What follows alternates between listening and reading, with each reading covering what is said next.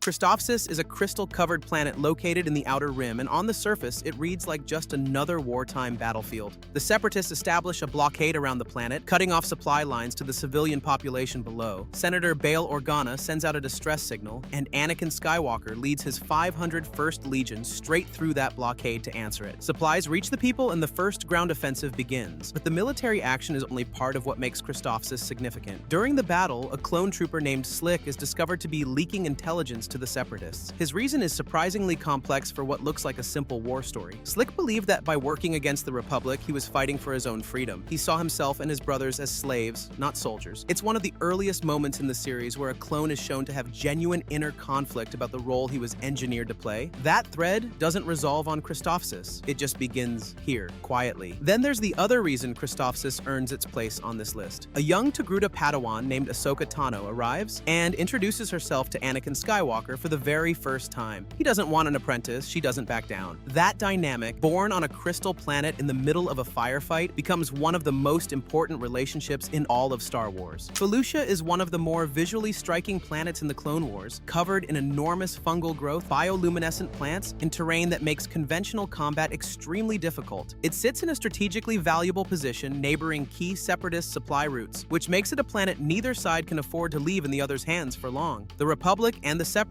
fight multiple battles here. The first engagement ends in a Republic retreat. The terrain and enemy presence prove too costly to hold. The second sees the Republic push back, but during this campaign, Ahsoka Tano is separated from her unit and captured by Trandoshan hunters, setting off a survival arc that reveals a great deal about who she is as a fighter and as a person. The third significant event tied to Felucia happens in Revenge of the Sith. Jedi Master Aayla Secura is killed on Felucia by her own clone troops when Order 66 is executed. Having watched Felucia's battles in the Clone Wars makes that scene significantly more impactful. The audience knows what this planet cost the Republic, and then they watch a Jedi die on it, shot in the back by the soldiers she trusted. Umbara is a dark world, not just figuratively. The planet exists in near perpetual darkness, with dangerous flora and terrain that makes visibility nearly impossible. It's a difficult place to fight under the best circumstances. Under Jedi General Pong Krell, it becomes something much worse. When Anakin is called back to Coruscant, Krell is assigned temporary command of the 501st Legion. It becomes clear almost immediately that he views the clones as tools, expendable, replaceable, and unworthy of basic tactical consideration. His orders are unnecessarily aggressive, his strategies result in avoidable casualties, and his attitude toward the men under his command is openly contemptuous. The situation escalates when Krell deliberately issues conflicting orders that cause the 501st and the 212th to engage each other in the dark. Clone troopers kill clone troopers because their commanding general engineered it. When the full picture emerges, it's revealed that Krell has fallen to the dark side and has been actively working against the Republic. The clones arrest their Jedi general, then they execute him. Umbara is where clone troopers begin to understand that loyalty has limits, that following orders isn't always the same as doing the right thing.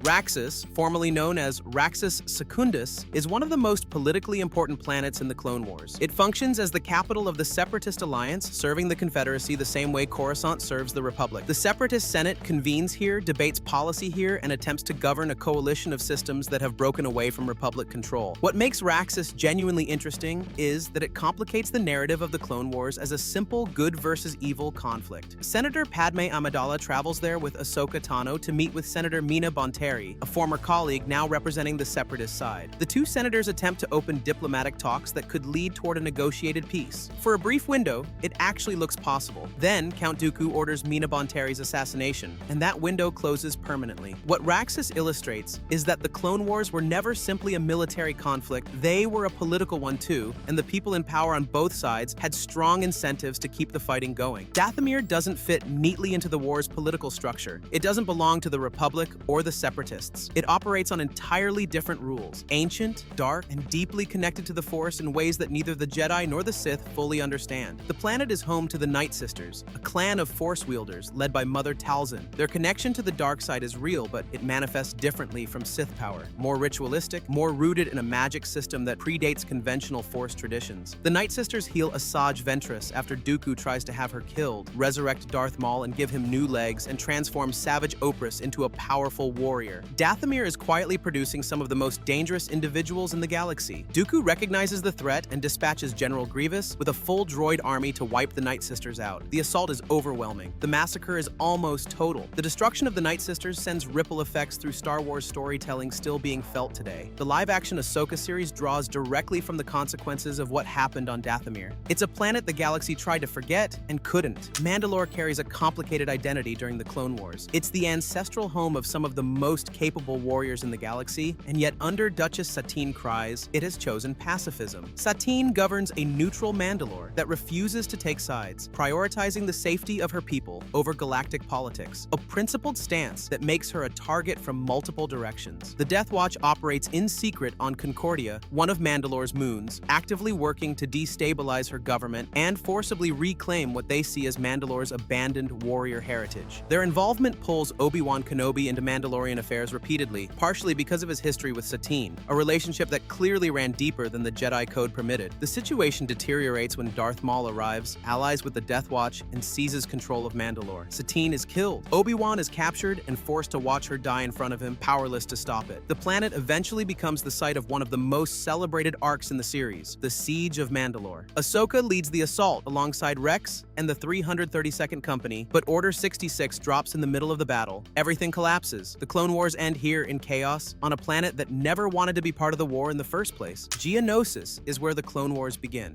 There's no version of this list where it doesn't rank near the top. The Separatists chose Geonosis for their primary droid foundries, underground factories capable of producing battle droids at a scale that could challenge the entire Republic military. Count Dooku and the Geonosians built the Separatist army quietly, away from Republic oversight, until Obi-Wan Kenobi stumbled onto the operation and was captured before he could report back. Anakin and Padme attempt a rescue. They're captured too. All three are sentenced to public execution in a Geonosian arena, and that's when the clone army makes its first appearance. Master Yoda arrives with a massive Republic force, the battle droids pour out to meet them, and the Clone Wars officially begin. The series returns to Geonosis for a second campaign, notably more brutal. The Republic needs to destroy a new droid foundry being constructed underground, and the operation nearly kills several main characters. The Republic wins, but the cost raises real questions about what victory is actually worth. Geonosis is the ignition point for everything. Without it, there is no Clone Wars, no Order 66, no Empire. If Geonosis provided the spark, Kamino provided the army. Kamino is an ocean-covered outer rim planet where the Kaminoans, tall, clinical, extraordinarily skilled scientists, developed and maintained the entire clone army. Using the genetic template of bounty hunter Jango Fett, they produced millions of identical soldiers, each raised from birth to fight for the Republic. Tipoca City is where clone troopers are grown, educated, conditioned, and deployed. It's the only home most of them have ever known. The Separatists understand what Kamino represents and launch a direct assault on it. The battle is one of the most personal in the series. The clones are defending not just a military facility, but the closest thing they have to a home and an identity. Tipoca City survives. But there's a deeper layer to Kamino. Before Count Dooku left the Jedi Order, he erased the planet from the Jedi archives at Palpatine's direction. The Sith needed the clone army to exist, needed the Jedi to use it, and needed nobody asking too many questions about where it came from or what had been done to every soldier inside it. Mortis is unlike any other location in Star Wars. It doesn't function like a conventional planet. It exists as a dimension unto itself, where the Force is so concentrated that the rules of the physical world don't fully apply. Anakin, Obi-Wan, and Ahsoka are drawn there by a signal that shouldn't exist. And once inside, they encounter three beings known as the Ones. The father represents balance. The daughter embodies the light side. The son embodies the dark. These aren't metaphors. They are literal expressions of the Force-given form, living in fragile equilibrium for longer than anyone can measure. The son attempts to corrupt Anakin, showing him clear visions of exactly who he will become and how much suffering will follow. Then the father intervenes and removes the memory entirely because the son used knowledge he wasn't supposed to share. The daughter sacrifices her life to resurrect Ahsoka after the son kills her, and in doing so, a fragment of the living light side transfers into Ahsoka permanently. That piece stays with her through everything, and it's part of what makes her who she is in the Ahsoka series